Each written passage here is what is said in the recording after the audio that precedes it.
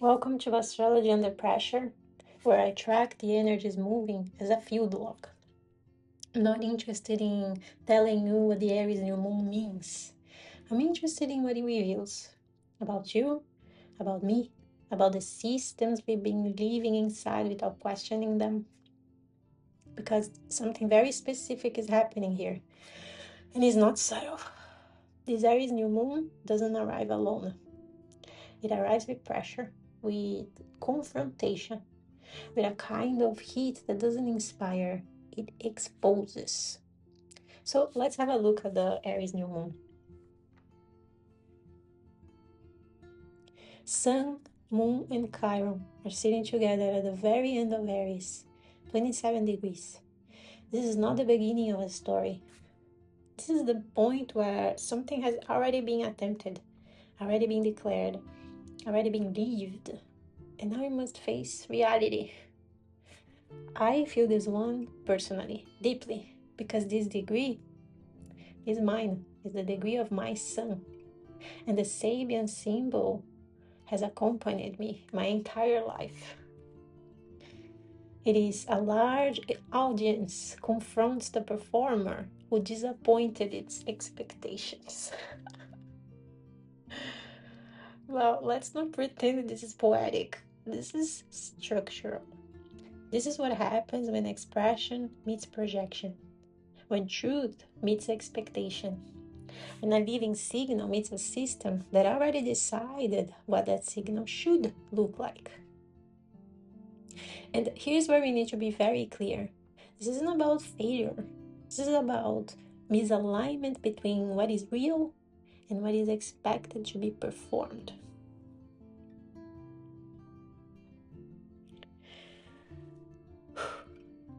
There was a moment in my life where I realized I've been performing a version of myself that didn't actually belong to me. Not because I was fake, but because the system you're inside has requirements, unspoken ones. How you should love, how you should succeed, how you should heal, how you should be seen.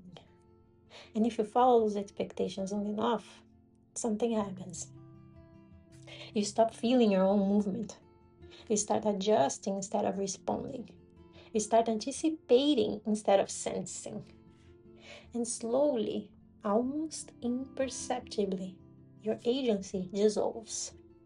This new moon is not gentle because the distortion is not small. Mars, Mercury, Neptune, Saturn, all in Aries. This is raw impulse, Mars, perception, Mercury, illusion and transcendence, Neptune, and structure, Saturn, all occupying the same space.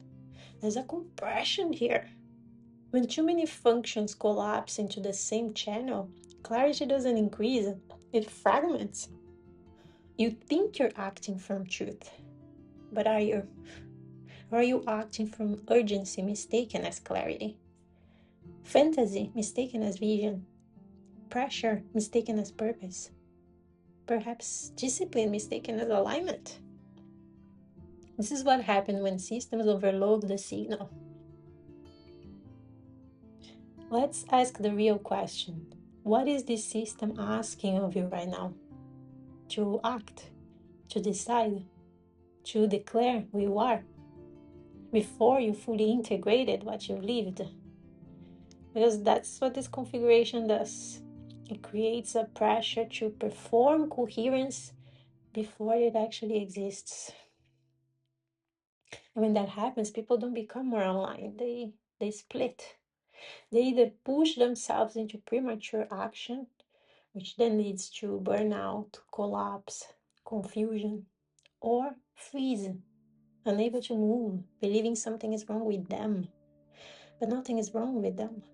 The system is demanding output without respecting process.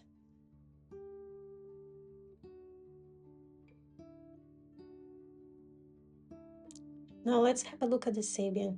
The performer disappoints the audience. Good, because what if the audience was never aligned with the truth to begin with? What if the expectations placed on you were built from projections, unmet needs, unconscious contracts? thoughts and collective fantasies about who you should be. Then disappointment is not failure, it is correction. It is a moment where the feedback loop reactivates, where illusion meets reality and cannot sustain itself anymore. Pluto and Juno in Aquarius square this lunation. Relational systems, contracts, agreements, social roles, all under pressure. This is where it becomes visible. How many of your relationships are built on versions of you that no longer exist? How many bonds require you to keep performing something you've already outgrown? And more importantly, what happens when you stop? This is where most people break. Not because they don't know the truth, but because the consequences of living it feel too big. Loss, conflict, disapproval, reconfiguration of everything familiar. So they go back into performance, back into coherence that is real, and the system continues. Every lunation carries a function. The coherent function of this one is simple. Act from truth that has been lived and integrated. But the distorted version, perform identity under pressure to meet expectations. That's the gap. That's where people lose themselves. So what do you do with this? You don't rush. You don't perform. You don't try to prove anything. You ask one question. Where am I being asked to show up in a way that is no longer true?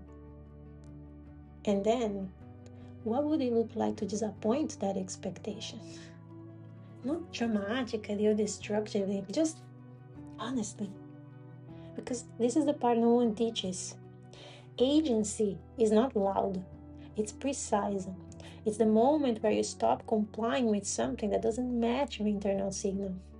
Even if nothing external changes immediately, even if no one understands, even if it costs you.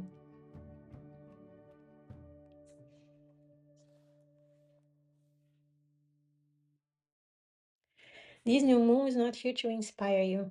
It's here to confront you with the consequences of misalignment. Not to punish you, but to inform you. Because coherence cannot be forced. It cannot be performed. It cannot be negotiated with systems that require you to abandon yourself. It can only be lived.